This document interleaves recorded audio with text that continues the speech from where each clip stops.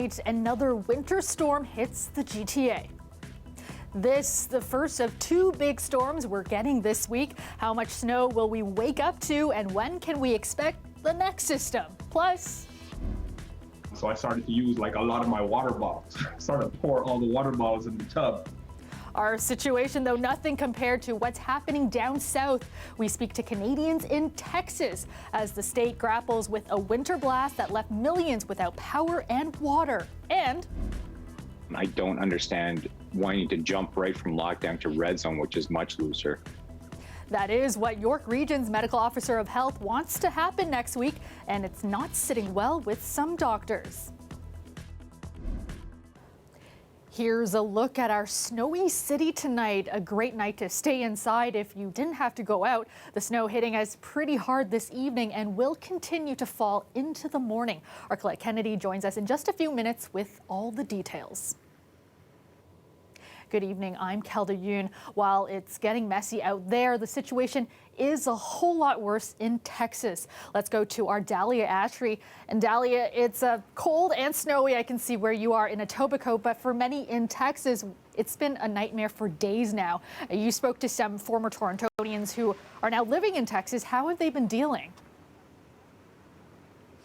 That's right, Kelda. Now the snow is coming down right now, and it's been on and off all evening, and we are expecting up to 15 centimeters of snow up until tomorrow. Now, I have my gloves prepared. I have my headband and boots and a winter jacket, but it's been a devastating situation for people in Texas the past 4 days. Many have been scrabbling to find winter gear, many left without power and water. Now, 2 million people have had the power restored today, and half the state is still being urged to boil water. Now, many of the former Torontonians who I spoke to who now live in Texas told me they've seen a whole lot. It's been an eye-opening experience. They've seen food that's been lacking on the shelves. They've had no power and no water. And they've told me that, you know, they've been taking things a lot for granted compared to how they used to live when they were here in Canada.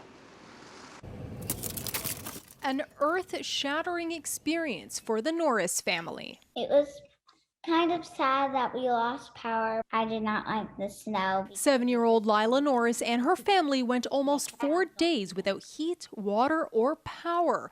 Her mom, Megan Norris, used to live in Toronto, but for the last 10 years, she's been living with her family in Austin, Texas. This winter, one they have never experienced before. The little bed in the back, and we put our little movie screens down and just made the most of it and stayed warm in our car. The Norris family among millions who suddenly had to boil their own hot water. The icy conditions also left many, like Jackie Dunn, with burst pipes in her home. She says finding a plumber has been nearly impossible. There's a limited amount of parts because so many people's water pipes are breaking. Dunn has heat in her home, but the walls aren't insulated. She says the city has asked them to keep the temperature down to 68 degrees Fahrenheit. That's about 20 degrees Celsius. She will be staying at a hotel for the next little while. As for winter gear, Tracy Copeland says, we're just not prepared. She's a school nurse who moved to Dallas from Toronto about a decade ago. My sister bought me these mittens, and they're from the 2010 Olympics. So this is the first time that I've actually had to wear them. Then there's Derek Halstead, who's been gradually losing running water since Sunday. I have no water here. My friend, luckily, he didn't lose any water. He didn't lose any power. So I've been to his house and showered today. And I'll probably do that until they restore the water. But he's trying to stay optimistic. I've given them pointers on how to drive, on slick roads and things of that nature. Now, as I said earlier, power has been restored to 2 million people in Texas, and half the state have had to boil water and continue to boil water. And some have even told me they've taken snow and they've put it in their toilets to generate water because they don't have water at home right now. And some have even taken food and put it outside to keep their food from going bad. Now, the city here in Toronto says that they are expecting to put out plows in the neighborhoods if the snow goes up to 8 centimeters. And now, Torontonians, you don't need my tips and tricks on how to stay safe, but here's a friendly reminder. Just make make sure you keep some safe distance between you and the cars ahead of you so you have a safe drive. And the city also says make sure you stay indoors if you don't need to hit the roads this evening. Kelda? All right, thanks so much, Dahlia. Stay warm out there. That's our Dahlia Ashry reporting live for us in Etobicoke tonight. Well, let's bring in our Colette Kennedy with more on what's happening in Texas and what's in store for us overnight. Now, Colette, in Texas, many still without water, still without power, devastating effects from that storm. Yeah, it has been an awful situation there. And essentially, if we take a look at the temperatures tonight, this is where they're sitting currently in Dallas, -4. I mean, look at, by comparison, here in Toronto, we're at -6. They're only a few degrees milder there. And in fact, Oklahoma City, Kansas City, Omaha, all colder than here in the GTA. So this will be their 5th night in a row where those temperatures are sub-zero, but it should also be the last night as they're going to be getting out of this and seeing things warming and that polar vortex retreating. So as we look ahead, you can kind of see the progression of this. You see some of the contours here, the colors of the greens coming back in. You can see that, okay, that's getting into the upper single digits, not quite double, but still. And then as we go even further and take this into the beginning of next week, they're going to be seeing those temperatures up there, high teens, low 20s, which is actually seasonal for much of Texas at this time of year. Just hoping that's not going to cause so much quick melting as things warm up that they have problems with any flooding there. Other thing I want you to take note of here is the jet stream goes a little more zonal through here. So look at all the greens flooding up here into our province as well. Yes, we're going to be seeing that warming trend coming towards the end of the weekend and beginning of next week as well. So our snow squall warning was dropped. First it was kind of reduced, and then Oakville, Burlington, you were still in there, and that over this past hour has been lifted. But the winter weather travel advisory is still in place. It includes the city for now, up towards Brampton, Halton Hills, Milton, Oakville, Burlington, all in this because this is the area where we're getting some of the enhancement, although the winds have shifted a little bit, and so that's changing things as they go a little more towards the northeast. Our temperature, I was showing you that -6, but you factor those winds in, it feels like about -12 at the moment. See what I mean by these winds kind of shifting? They're not so much on that easterly flow coming right in off the lake, so that improves things. When they are in that easterly flow, you see that finger, that's just those stubborn snow squalls and the way that they set up. And they just kind of get into one area coming in offshore here. Earlier today, as those were oscillating northward, we got the bursts into downtown. We saw that on the east end, up north towards Vaughan, Richmond Hill, through those regions. So that's really going to be more of a concern again for the west end there in terms of the 10 to up to 15 centimeters. But that's total. We've already seen some areas getting a quick head 4 to 5 centimeters a little bit earlier. So we're just talking about adding on top of that, not getting beyond it. In terms of the amounts elsewhere, this is kind of a trough associated with the system to the south of us. It's actually tracking way to the south across the mid-Atlantic states of the U.S., but it's still giving more of a light, widespread snowfall elsewhere.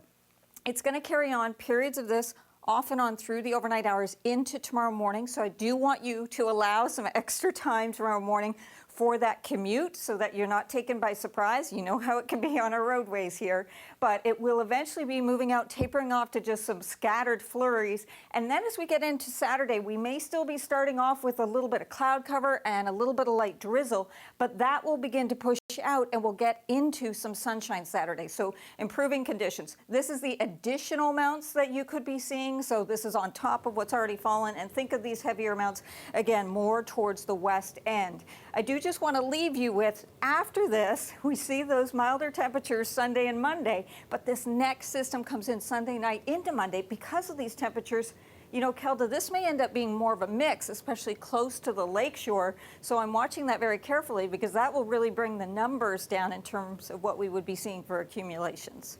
All right, thanks so much, Colette. You're welcome. The weather is brought to you by Trane, the most reliable heating and cooling brand. We test, so it runs. It's hard to stop a train. Well, Durham and Halton regions moved from lockdown into the less restrictive red zone this week.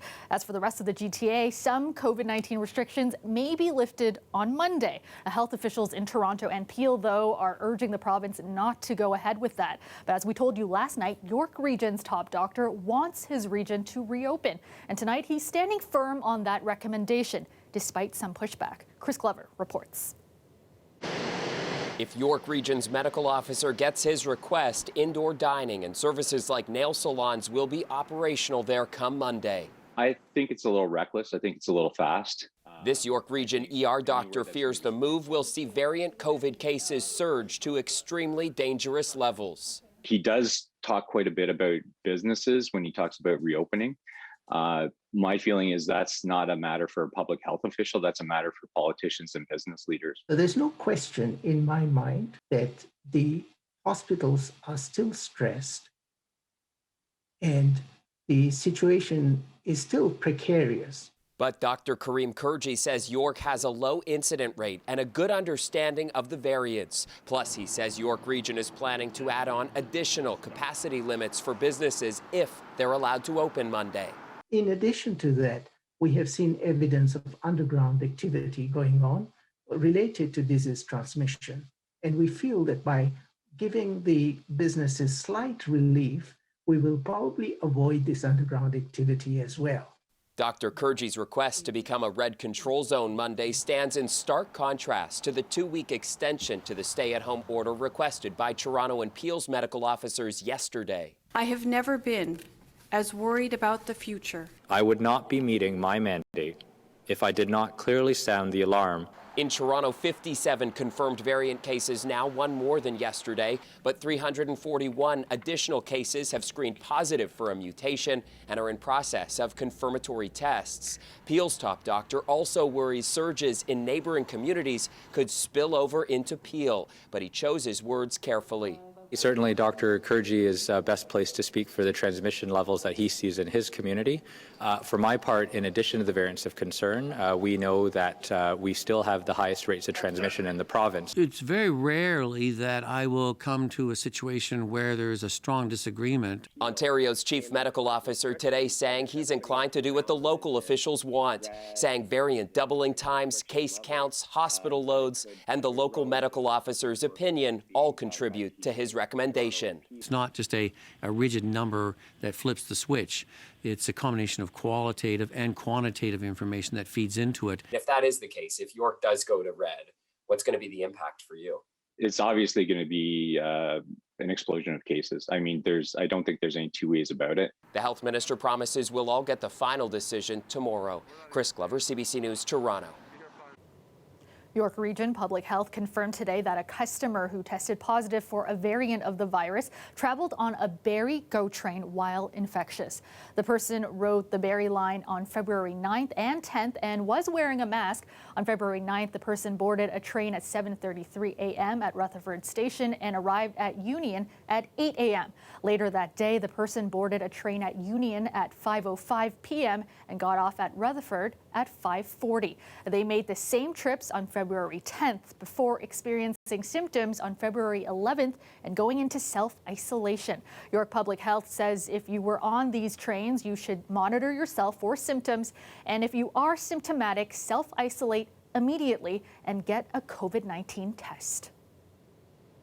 The founder of Remo Bakery in Etobicoke has died of COVID-19. The family of Natale Bozzo confirms he passed away after battling the virus for over 6 weeks in the hospital. In a Facebook post, they say he fought very hard and was in good health prior to this. Natale came to Canada from Italy when he was 15, began working at a bakery in Little Italy, and later opened Remo Bakery in 1969 with his brothers. He went on to become sole owner of the bakery in the 90s with his 3 sons. He was retired, but his family says he would still come to the bakery to help out, as it was his passion. He was 75 years old. Toronto police have charged a teen in last week's shooting of a 14-year-old girl.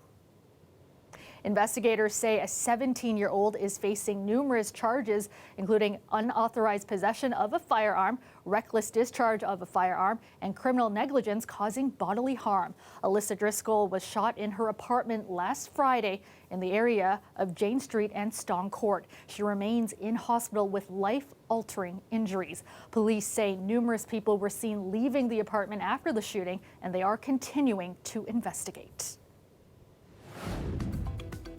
After the break, with schools open again, a pilot program is now underway to test students and staff for cases of COVID-19. More on that coming up.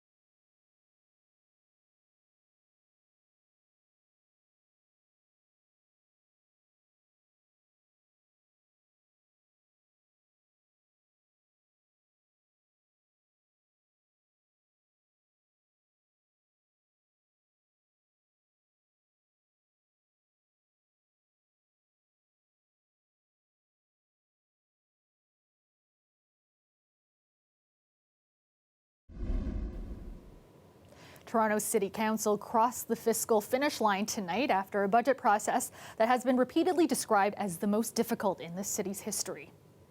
This is a responsible budget that does the right thing during these very tough times. It preserves and protects city services that people rely on, including some of the most vulnerable citizens in our city, and it invests more in key areas of impact of COVID-19. The now approved budget will keep most city services at existing levels. It pegs property taxes to the rate of inflation. That means an average increase of $69 for the average homeowner. The budget also maintains funding levels for big ticket items like transit and policing. It's all while the city faces a major financial shortfall, expected to total $1.6 billion this year. Most of that has been covered by emergency funding, but the city says it needs another $650 million to make the budget work.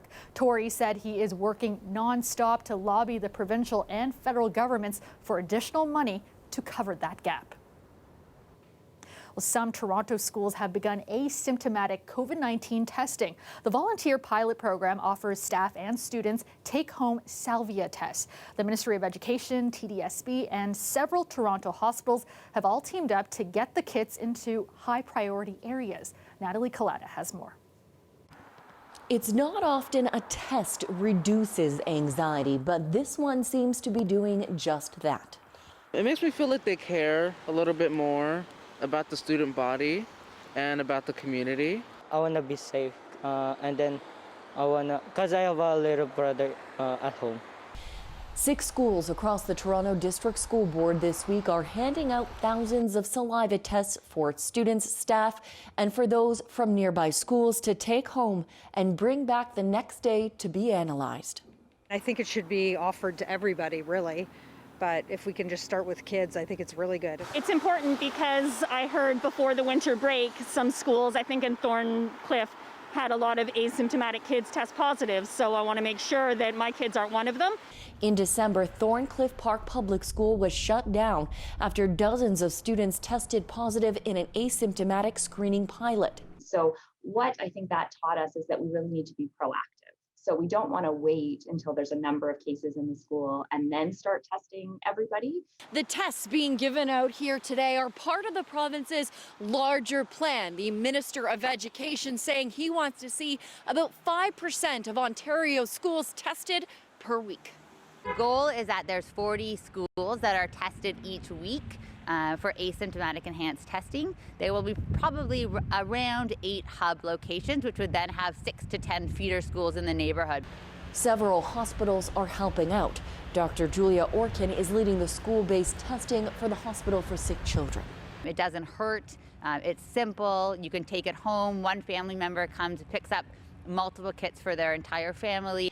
If positive, the sample can be tested to see if it's one of the more contagious variants of concern. We have an entire team that's ready to go to support cases and exposed cohorts who may be dismissed from the school setting in the scenario where there may be a positive case. The hope is with early detection that either wouldn't happen or an outbreak could be contained, thereby keeping schools open and students in classrooms. Natalie Collada, CBC News, Toronto.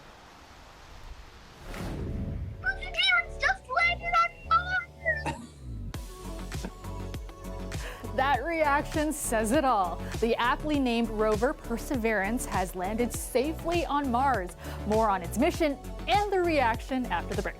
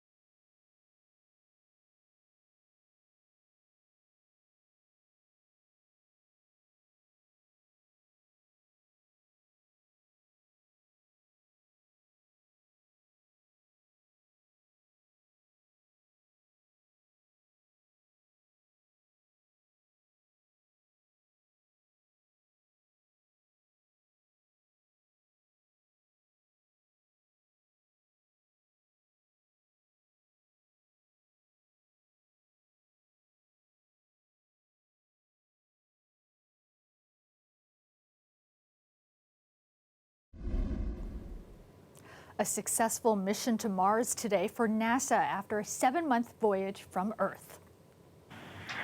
Touchdown confirmed. Perseverance safely on the surface of Mars.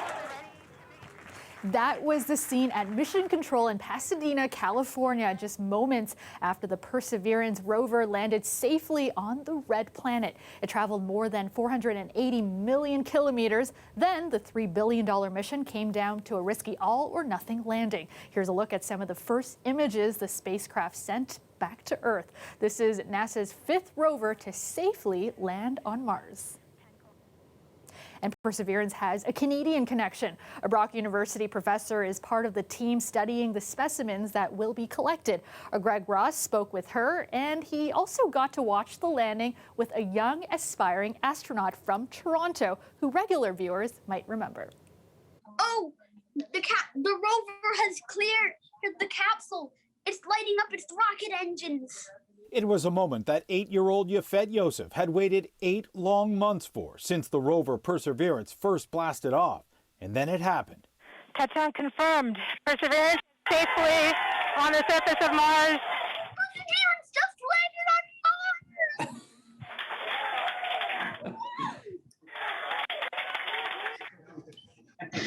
Yosef says he's going to be watching the Perseverance mission very closely because it could have a huge impact on his future.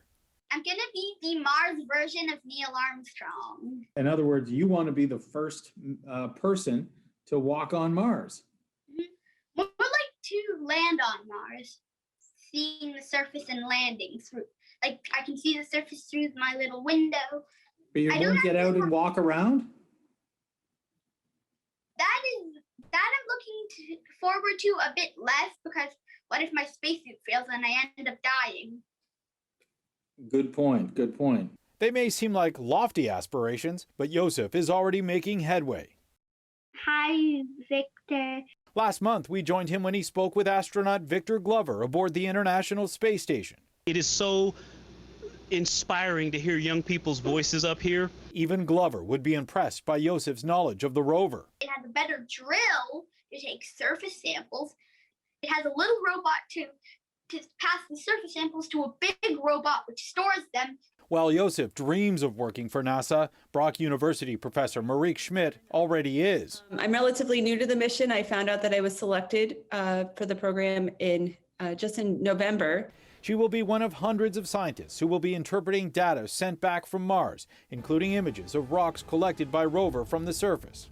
I'll be looking at the geochemistry, so that refers to the chemical composition of the rocks. I'll be using an instrument called the Pixel, which is it measures the chemical composition of the surfaces of rocks and soils. And the information they gather could provide evidence of life on Mars. What we're looking to find is evidence of a habitable environment, so one where ancient life could have existed. And according to Yosef, Schmidt should get some pretty impressive pictures to study. Perseverance has 27 cameras. Greg Ross, CBC News, Toronto. His reaction just priceless. That's our show for you tonight. Thank you so much for watching. Dwight Drummond has your next local news tomorrow at 6. I will see you back here tomorrow night at 11. Have a great night, everyone.